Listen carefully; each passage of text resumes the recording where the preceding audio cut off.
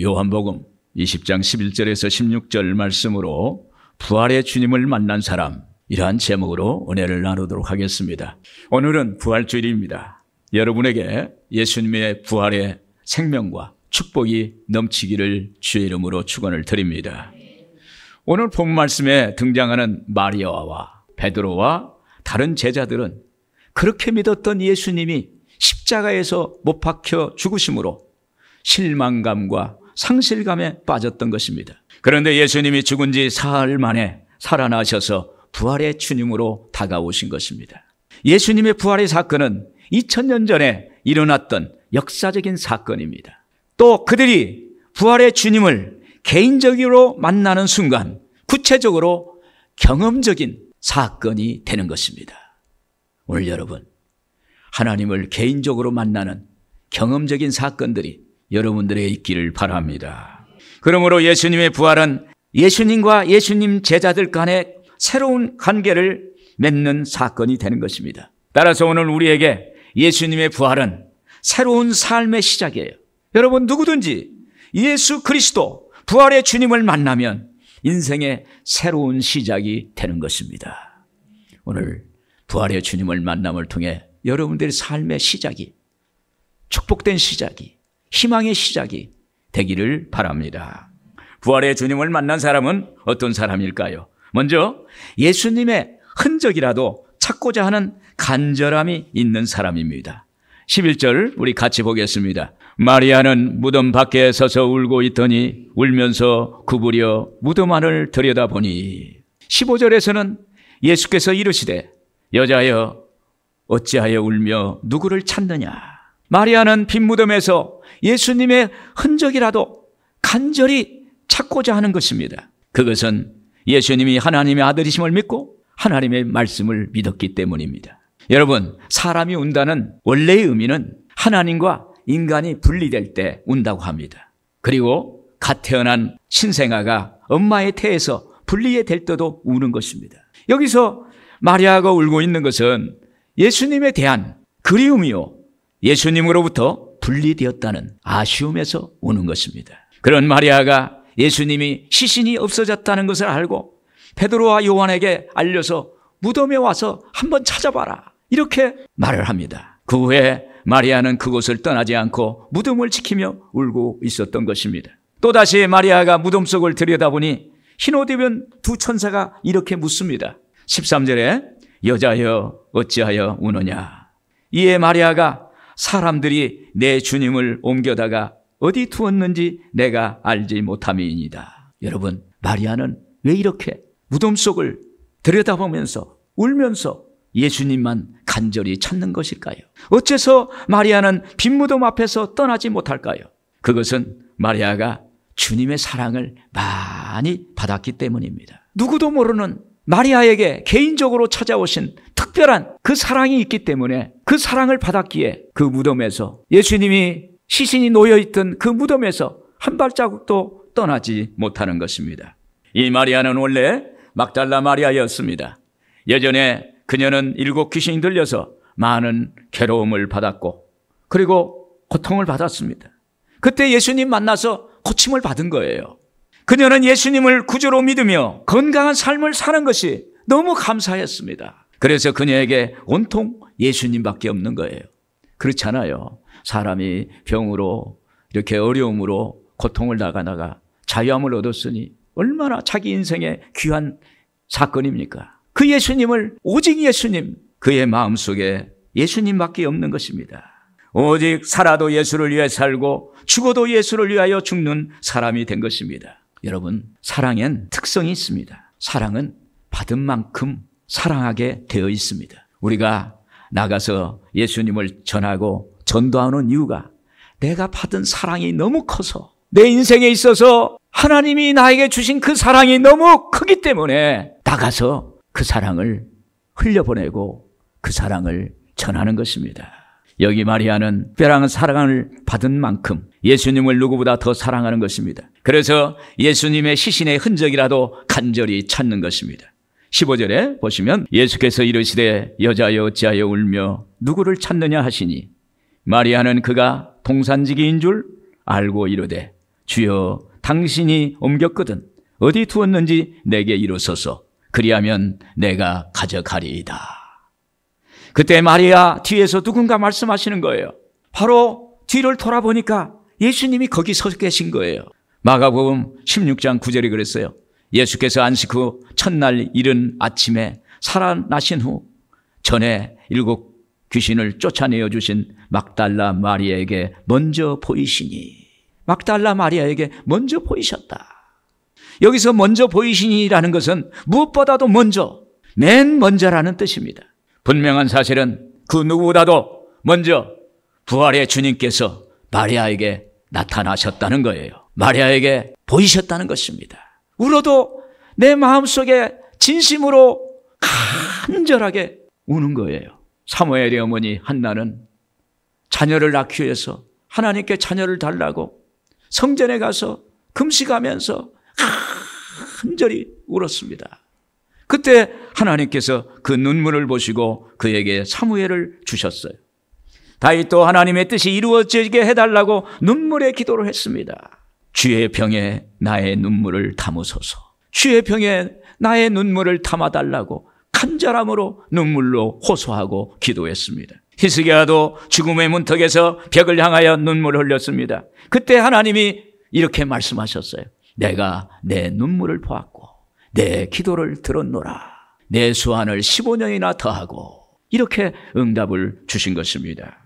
부산 수영로교회 정필도 목사님 간증을 들었어요. 정필도 목사님을 직접 뵙고 같이 식사도 하고 또 이렇게 대화를 나누는 적이 있었습니다. 그분은 하나님께 교회 강단에서 항상 기도할 때 눈물로 기도했다고 그래요. 그래서 강단을 눈물로 적셨대요. 근데 교회가 다른 곳으로 이사를 가야 되는데 갈 만한 곳이 없어요. 그래서 눈물로 하나님께 기도했더니 부산 해운대 수영로 쪽에 해변가에 큰 부지를 주셨다는 거예요. 그래서 지금 부산 수영로에 가보면요, 아름답게 지어진 교회가 있습니다. 눈물로 하나님께 기도했더니 하나님은 그 눈물을 받으시는 거예요. 여러분, 눈물을 많이 흘리세요. 하나님 보고 우세요. 하나님 보고 우셔야 돼. 사람 보고 우면 그게 흠이 되지만 하나님 보고 아무리 울고 울어도 사람들에게 흠이 잡히지 않습니다. 하나님은 그 눈물을 받으시는 거예요. 하나님은 우리의 눈물을 보십니다. 여러분, 눈물은 주님을 향한 나의 신앙 고백입니다. 나의 간절한 호소입니다. 그때 하나님이 반응하십니다. 부활의 주님이 만나주십니다. 여러분, 이 세상의 것으로는 다 살 것 같지만은 다 살 수가 없는 거예요. 이 세상 어떤 것으로, 많은 것으로 다 이룰 것 같지만 이루어질 수가 없는 거예요. 오늘 여러분, 이 세상 것 좀 부족해도 좀 없어도 살 수 있습니다. 오늘 부활의 주님, 그분만 있으면 우리는 넉넉하게 살아갈 수가 있는 줄로 믿습니다. 그래서 부활의 주님이 한시도 없이는 살아갈 수 없는 거예요. 오늘 부활의 주님이 여러분들과 함께 하기를 바랍니다. 그래서 여러분들에게 부활의 주님이 생명이 되시기를 주의 이름으로 축원을 드립니다. 다음으로 부활의 주님을 만난 사람은 실제로 예수님과의 만남을 체험한 사람입니다. 16절 같이 한번 읽겠습니다. 예수께서 마리아야 하시거늘 마리아가 돌이켜 히브리 말로 라보니, 이는 선생님이라는 말이니라.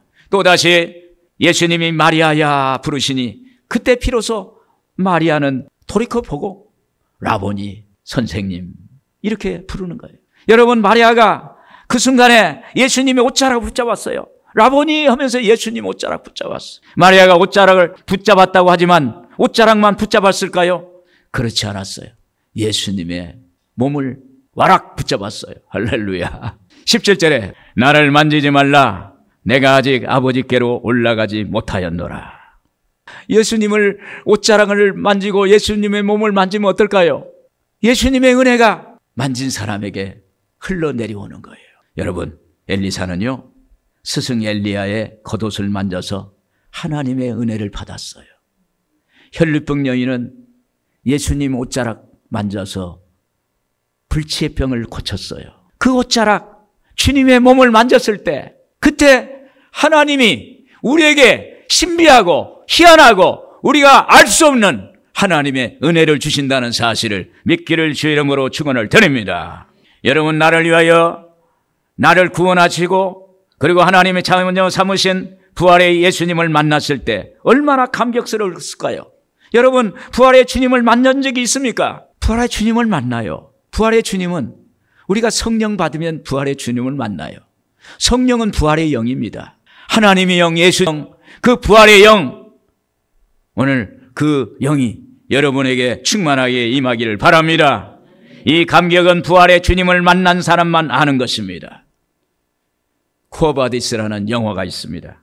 이 영화는 초대교회 당시 로마 제국에서 수많은 기독교인들이 박해당하고 핍박당하고 순교를 당하는 내용을 배경을 하고 있습니다. 거기에 베드로는 예수님의 수제자로 이렇게 등장합니다. 그는 로마 제국의 핍박과 박해가 수많은 기독교인들이 순교당하고 고통당하는 현장을 피해서 로마를 벗어납니다.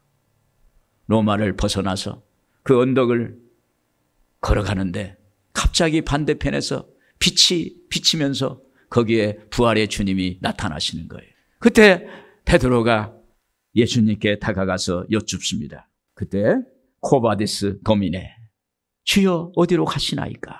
묻습니다. 그때 예수님께서 나는 내가 버린 로마로 가서 십자가에 못 박혀 죽으러 가노라. 나는 네가 피해서 가는 로마로 가서 거기서 십자가에 다시 못 박히러 가신다는 거예요. 예수님 십자가 못 박힐 때 베드로는 3번씩 부인했습니다. 그러고 나서 부활의 주님이 먼저 베드로를 찾아오셨어요.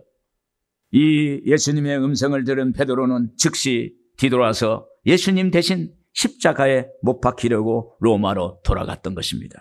베드로는 부활의 주님을 만난 경험이 있기 때문에, 부활의 주님을 만난 체험을 했기 때문입니다. 그 후 그는 로마에서 부활의 주님을 증거하면서 십자가에 거꾸로 매달려 순교를 했던 것입니다. 여러분, 부활의 주님을 만나면 어떨까요? 슬픔이 사라지고 기쁨으로 충만케 하십니다. 마리아는 빈 무덤에서 부활의 주님을 만난 것입니다. 그 순간 마리아의 슬픔이 기쁨과 소망으로 변한 거예요. 시편 61편 3절에 보면 무릇 시온에서 슬퍼하는 자에게 화관을 주어 그 죄를 대신하며 희락의 기름으로 그 슬픔을 대신하여 찬송의 옷으로 그 근심을 대신하고. 부활의 주님을 만난 사람은 하나님을 만났기에 모든 슬픔, 고통이 사라지니까 얼굴에 꽃이 피는 거예요. 얼굴에 웃음꽃이 피고, 그리고 마음의 두려움이 사라져요. 제자들에게 당시 로마 병사들과 유대교 지도자들은 두려움의 대상이었어요. 그들에게 잡히면 죽게 되는 거예요. 그래서 두려움이 그들에게 문제였습니다. 그런데 제자들이 부활의 주님을 만나고 난 후 그들을 괴롭혔던 두려움이 사라지고 하나님의 기쁨으로 충만하게 된 것입니다. 19절에서 20절에 보면 이날 곧 안식 후 첫날 저녁 때 제자들이 유대인들을 두려워하여 모인 곳에 문들을 닫았더니 예수께서 오사 가운데 서서 이르시되 너에게 평강이 있을지어다.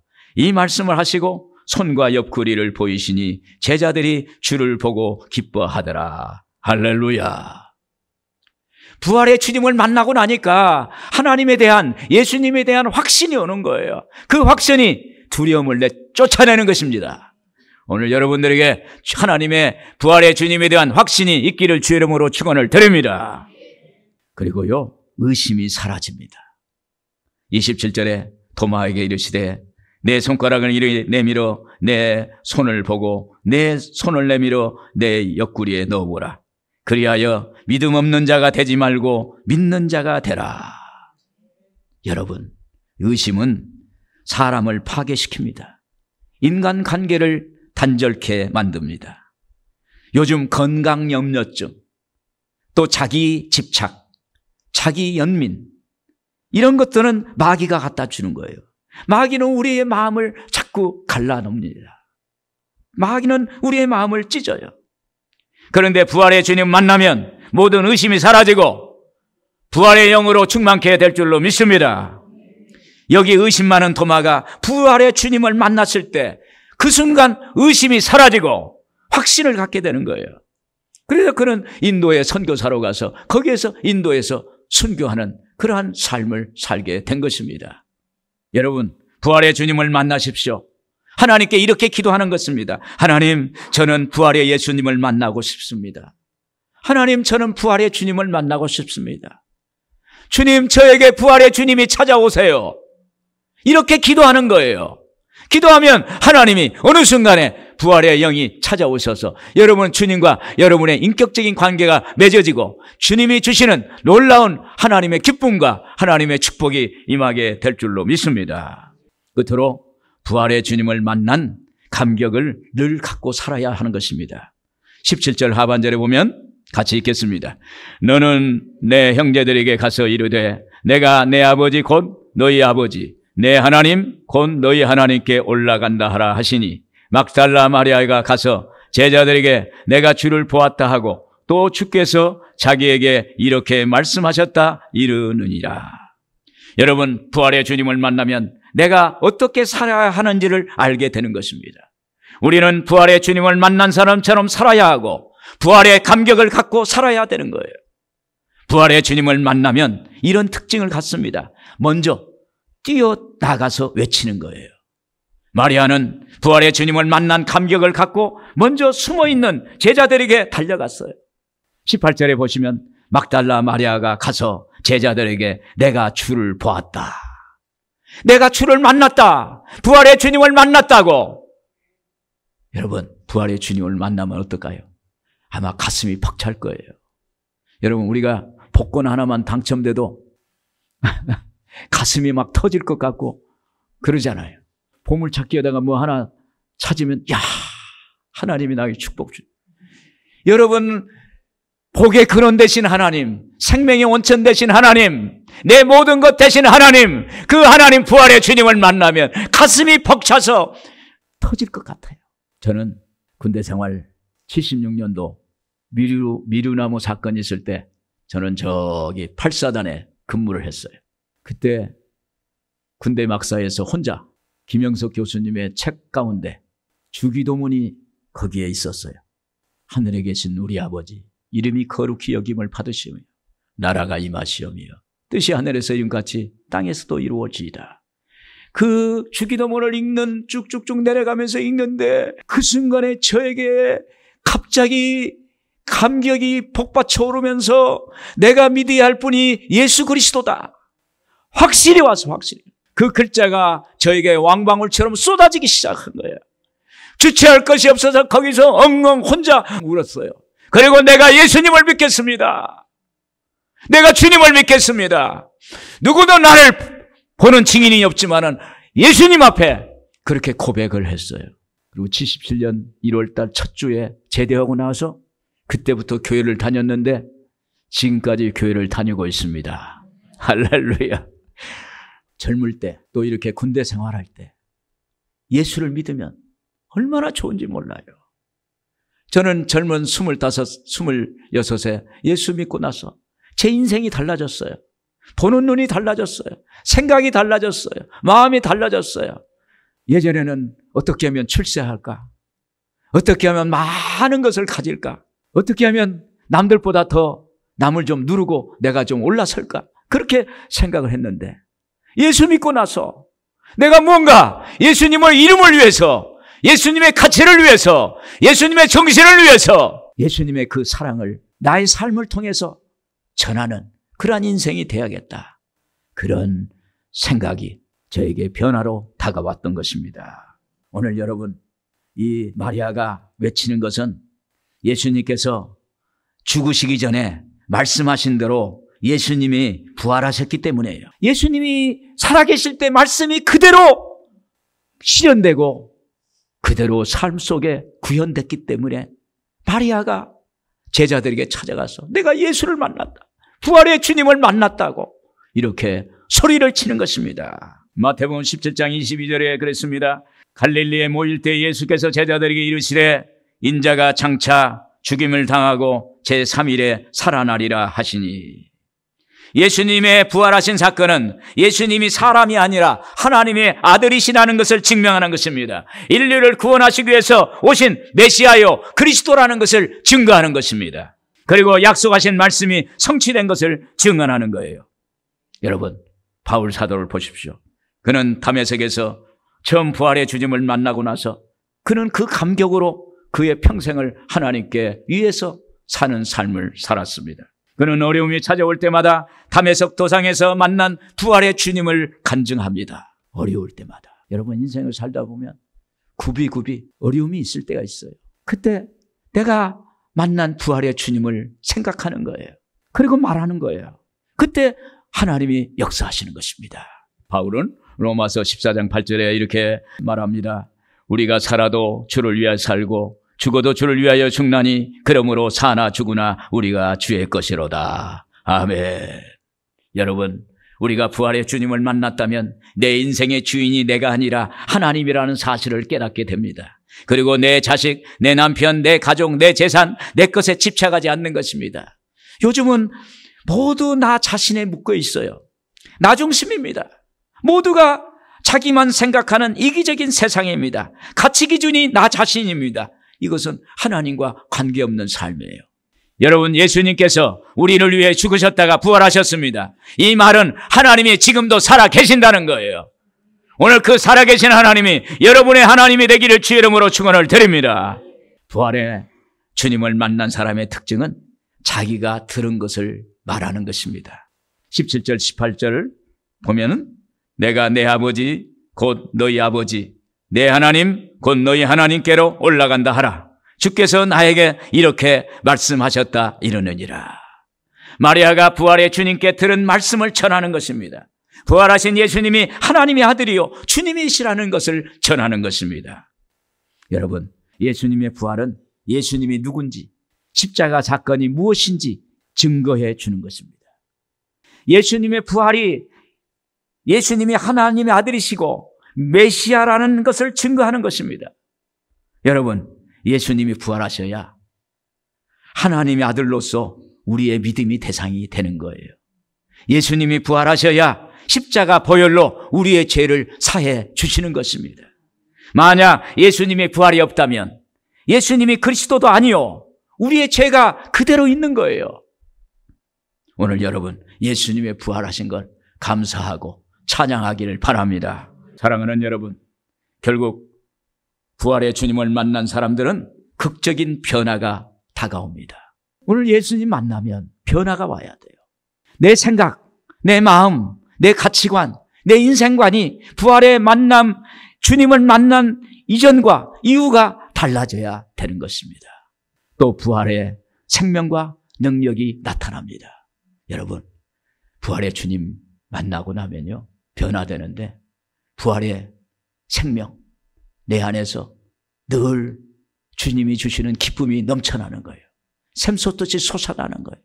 주님이 주시는 평안이 우리의 내면을 자리 잡고 있는 거예요. 주님이 주신 축복이 우리의 삶을 주장하는 것입니다.